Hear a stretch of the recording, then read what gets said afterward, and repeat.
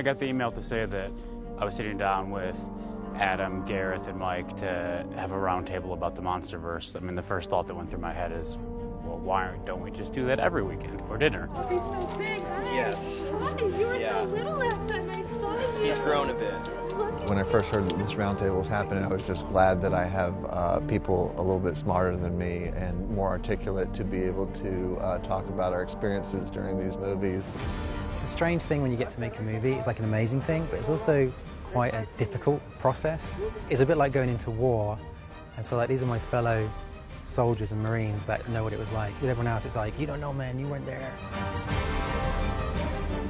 I think we always have a really good time when we're together. There's a very strange, rare, common bond between four guys who directed giant monster movies. What is really special is a camaraderie of not just filmmakers who have worked on the same project. We're unified through this, but I think four friends.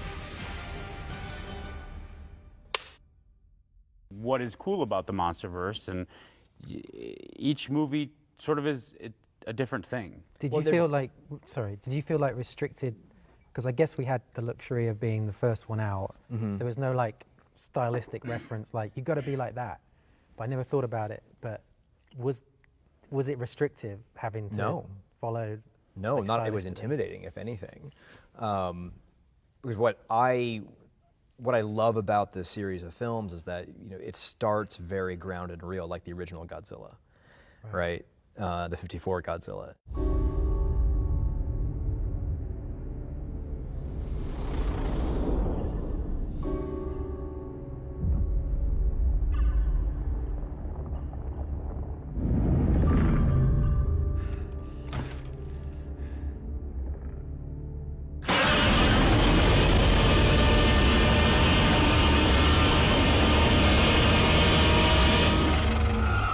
But the fun thing is that I feel like all four films almost take the decades of Toho films and compress them down to four. Because the Toho films started very grounded and gritty and real, and then just got psychedelic and weird by the time you get into like the 70s and beyond.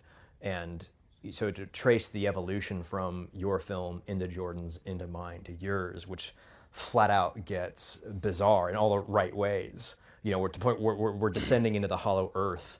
Well, yeah, I mean, I remember thinking how interesting that was, that the series, because I don't think it was ever a conscious choice between any of us where we said, it should evolve in that direction, and it just kind of naturally happened that way. And like you guys really set up the characters, and then I felt like you kind of solidified sort of the reality, that kind of like the monarch, the huge bases and stuff. Because, I was going for fantasy. Well, exactly, because once you did that, I was like, well, you can't step back and go back into Gareth's movie, you know what I'm saying, with like normal tanks and stuff. Once you bring in the three-headed dragon or the giant moth, there's no putting the genie back in. No, exactly. Yeah.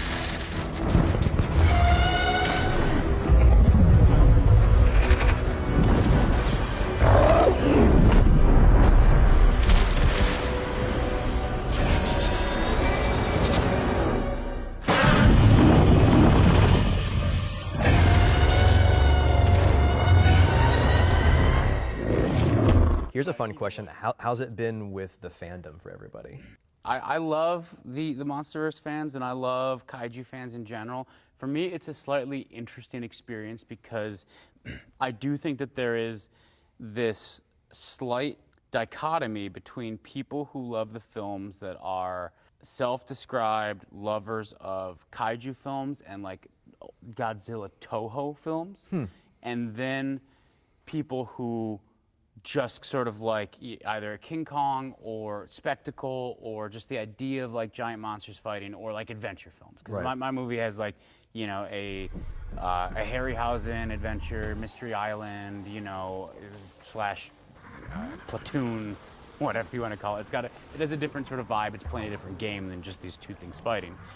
Like, okay, so you had a classic that you were going against, right? Like King Kong, one of the best films of all time. Yeah, and without question. Tough act to follow. The 1954 Godzilla is also a classic. I consider it, in terms of Godzilla versus Kong.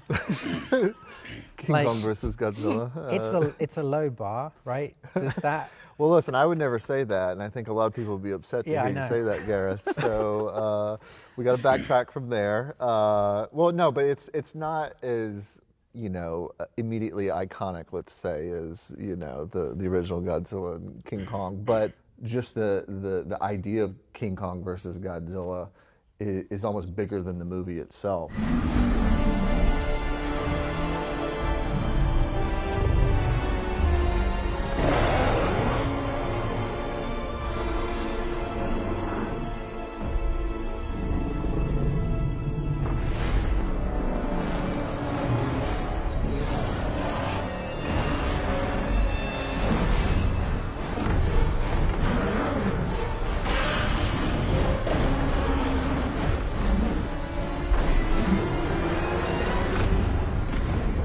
In all the chatter of the internet of like, okay, Godzilla won, and this isn't just me being biased for my boy, but I mean, sure, Godzilla, he's got the upper hand, he knocks him out.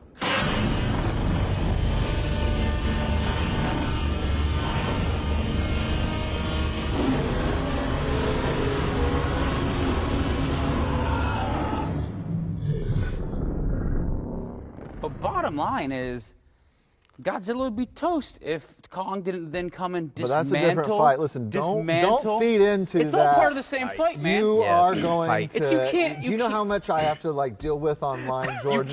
You can't be say like, this. oh, in the middle of this war we were fighting Listen, in the they trenches. had a fight. we Mechagodzilla took had a we took fight. out this That's a tank different brigade. fight. This tank brigade got taken out. But then at the end of it, these paratroopers came in, and if someone, it's like, no, it's all the same thing.